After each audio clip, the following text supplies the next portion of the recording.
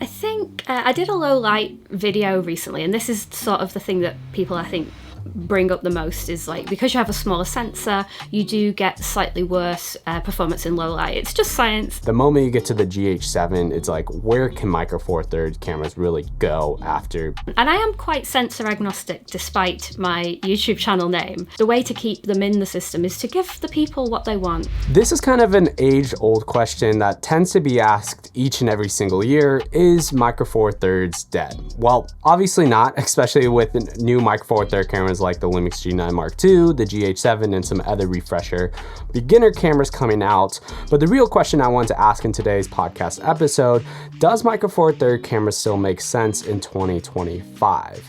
And who better to ask and answer some of these questions with me than Emily from Micro Four Nerds. And we're going to be diving into that topic a little bit deeper, answering that question, does it make sense in 2025? But without further ado, Emily, thanks for joining me. Hi, thank you for having me again. It's been lovely to see this grow and grow on your channel, and I'm glad to be back. Yes, so for people who don't know, Emily was the first guest of the Lumix Creators podcast episode, but just in case for the small percentage of people who don't know who you are, can you just briefly say who you are and what you do?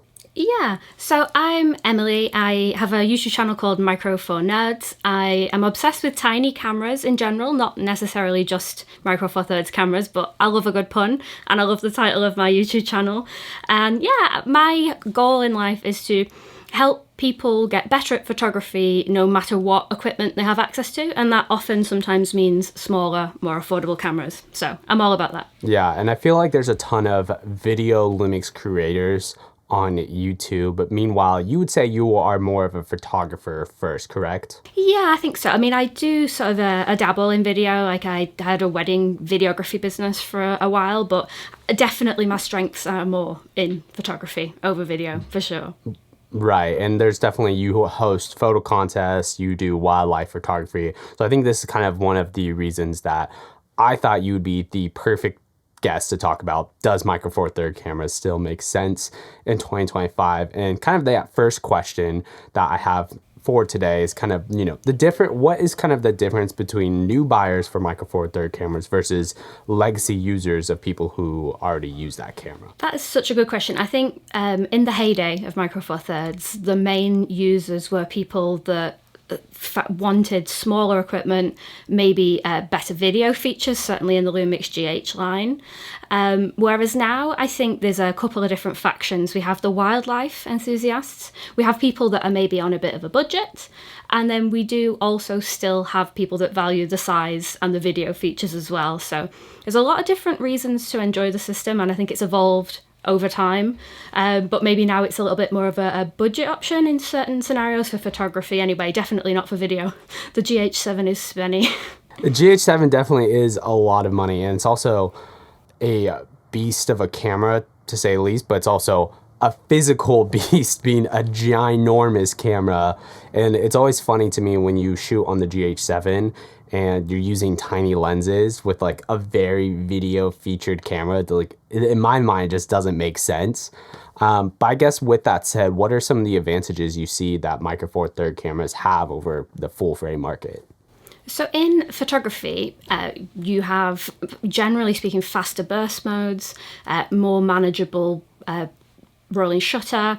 You can get a lot more spec for the price usually as well, because it's a little bit easier to do these things on a smaller sensor versus a full frame, for example. And then on the video side, it's quite similar. You get better frame rates, like the GH7 will have 4K 120p without a crop, whereas we don't see that on the full frame line up in Lumix at the moment in the more entry-level ones. And I definitely feel like there is a ton of advantages also in the Micro Four Thirds realm for just even lens sizes.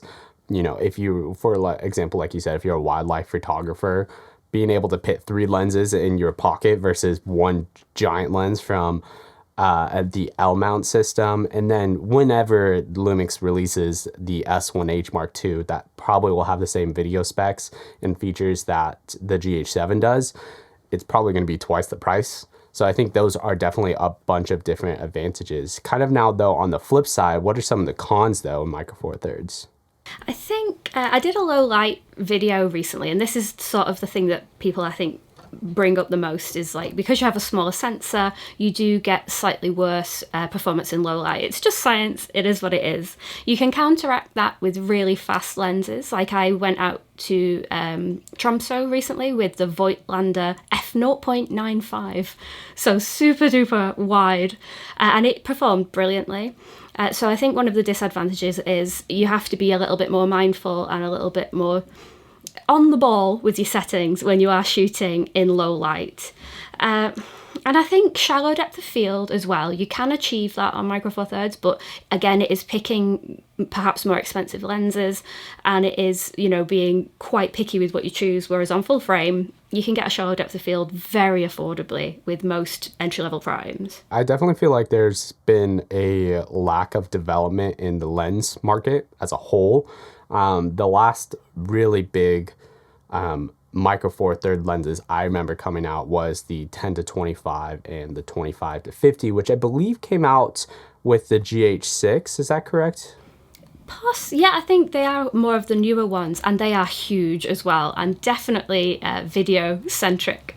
You know, there's such a divisive set of lenses, those, because they are undeniably some of the best quality glass money can buy, but they do kind of go against Micro Four Thirds in a way because they are blooming huge, but they're very, very versatile. I used to shoot wedding films with those because you effectively get several prime lenses in one lens without ever having to take it off. So it's super handy in those fast-paced situations. Right, 100%. I feel like I was on a shoot where I had the GH7, or maybe, yeah, no, it was the GH7, but I had the 12 to 35, and I was like, as a professional videographer and running my video business, I was like, I just don't feel professional by any means. Then I put the 10 to 25 on, and it definitely gave more of a professional look to the entire overall camera. But it is interesting, like you mentioned earlier. I definitely feel like the Micro Four Third cameras are definitely in a budget market, because the moment you get to the GH7, it's like, where can Micro Four Thirds cameras really go after $2,000 more, you know, unless they're super specialized. So I am curious, you obviously own the S5 IIX, the S9, a bunch of other full frame cameras. When do you grab a Micro Four Third camera versus when you're grabbing a full frame camera? So I tend to shoot most of my video on full frame. I'm shooting with the S5 IIX now, and I really like it primarily for that shallow depth of field. Mostly because when I'm in my office, it means I can tidy my shelves less because they're more out of focus and more blurred.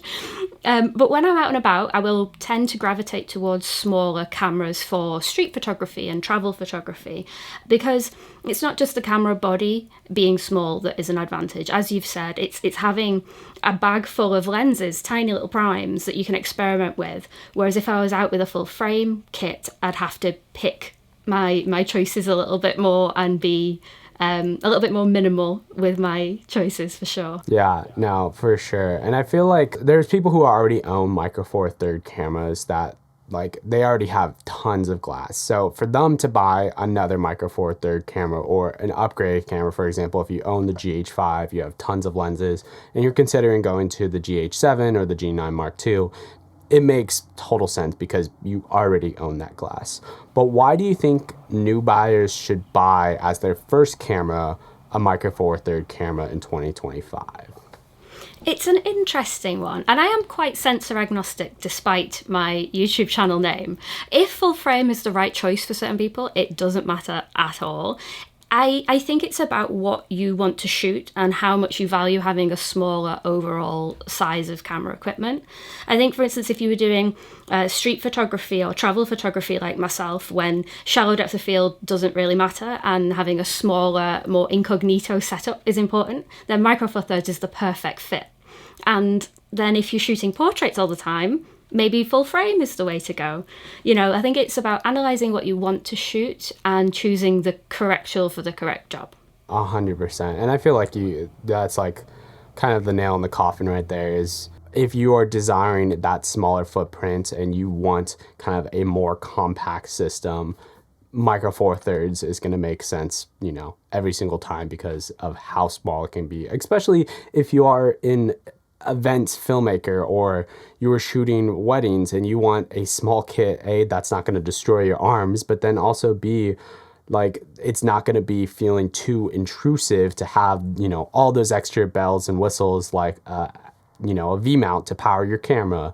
You want to put a top monitor on it. Having just a physically smaller camera body with the lens included in that small compactness does help out, that small profile and make you kind of less noticeable if you are in scenarios where maybe you're not supposed to be filming, or people are just uncomfortable when a giant camera, rolls out.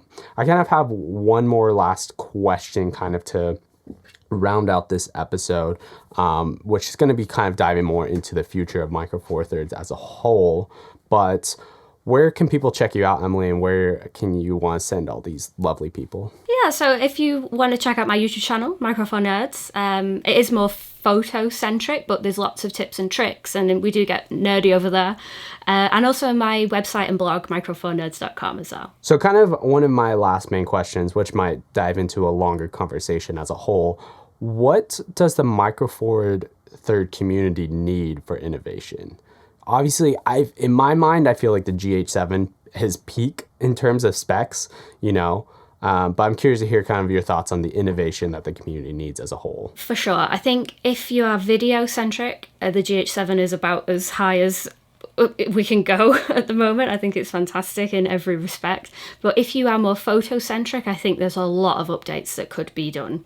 There's so many classic Micro Four Thirds cameras that are smaller that could just have a spruce. Give us phase detect autofocus. Give us the up-to-date IBIS. Little things like that would bring new life into the system, because we've already got a plethora of lenses. We've already got so many people using the system. The way to keep them in the system is to give the people what they want, and that's like a small camera that has more modern features. Because it's been a while. It's been a while since we've had an update. Yeah, and especially because it's like the S5 II and the G9 Mark II are the exact same body minus the sensor and a few buttons. I feel like that would be a no-brainer basically to make the S9. And what would you call that camera, the Micro Four Third version of an S9? Oh, suppose it would be like a GX8 Mark II or something like that. Something, a throwback, maybe a GM5 Mark II, but it is a completely different sort of camera body. But yeah, I'd love a Micro Four Thirds S9. I think that'd be amazing. Right, because they did release a couple cameras in December that are Micro Four Third cameras, but it felt like that was more of a applying and complying with the EU lies with the USB-C charging, not necessarily as a refresher update in a major way. What would you want to see on the budget end side for Micro Four Thirds? I think they were genuinely close with the G100. It's not great as it stands, because we do have contrast-based autofocus and there is no in-body stabilization.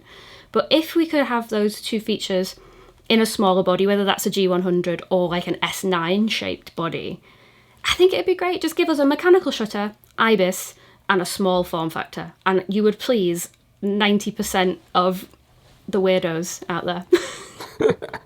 Awesome. Well, thank you so much for joining me on this episode, Emily. I appreciate it very much. No, it's always a pleasure. Thank you very much for having me. And if you guys want to check out another episode on why you should invest into Lumix in 2025, check out that episode right there. YouTube recommends you might like this episode right here. Till next one, guys. Peace.